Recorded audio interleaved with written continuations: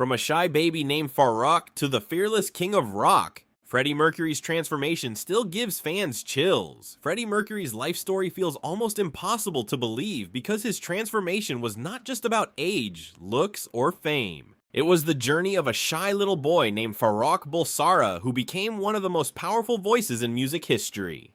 Long before the world knew him as Freddie Mercury, he was born on September 5th, 1946, in Zanzibar, which is now part of Tanzania. As a baby, Freddie looked calm, curious, and full of expression. Nobody could have guessed that this small child would one day stand in front of thousands of people and control an entire stadium with just his voice, his movement, and his fearless confidence. Freddie spent much of his early childhood in Zanzibar and later went to boarding school in India. That is where people started calling him Freddie. Even as a young boy, music was already becoming a major part of his life. He learned piano, joined school activities, and showed a natural sense of rhythm and performance. His childhood photos show a polite and well-dressed boy, but behind that quiet image was a creative mind growing fast. He was not born into rock stardom. He built himself into it step by step with talent, ambition, and a deep desire to become someone unforgettable. As Freddie entered his teenage years, his appearance started changing, but his personality was still developing. He was artistic, thoughtful, and different from the crowd. After his family moved to England in the 1960s, Freddie faced a new life, new culture, and new challenges. He studied art and design, which later helped shape his style as a performer. This period was very important because Freddie was not only finding his voice, he was also creating the image that would later become legendary. He loved fashion, drama, and visual identity. He understood that being a star was not only about singing, it was also about presence. By his early 20s, Freddie Mercury was no longer just a young man dreaming about music.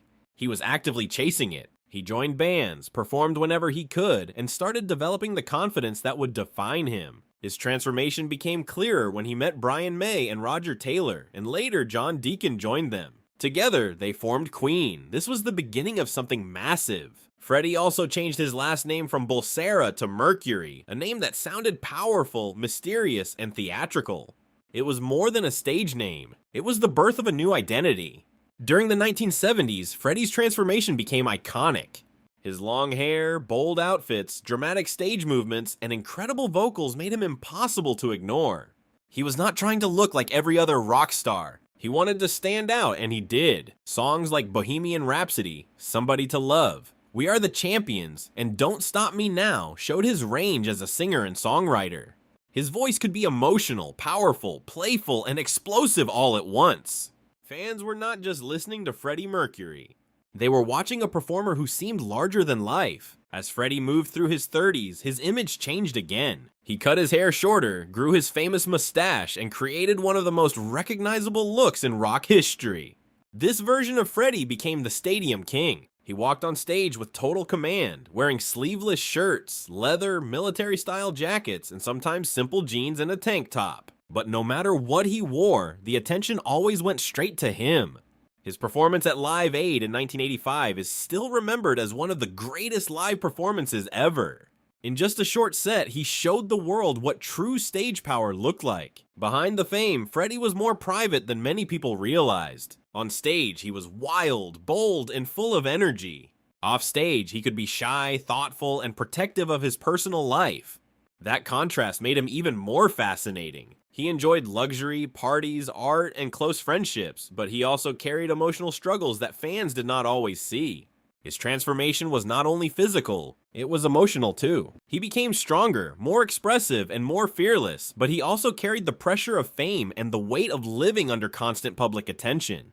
By the late 1980s, Freddie's appearance changed again as his health began to decline. Still, he continued working with Queen and recording music with incredible determination. Even when he was not as physically strong as before, his voice and artistic spirit remained powerful. Songs from his later years showed deep emotion, courage, and honesty.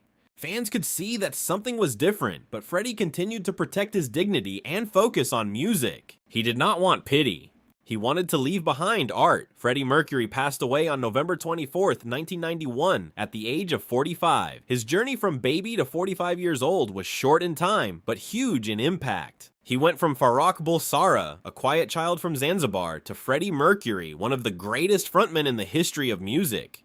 His transformation was not just about growing up. It was about becoming a symbol of confidence, creativity, and freedom. Even decades after his death, Freddie's voice still fills arenas, his style still inspires artists, and his story still touches millions of fans around the world.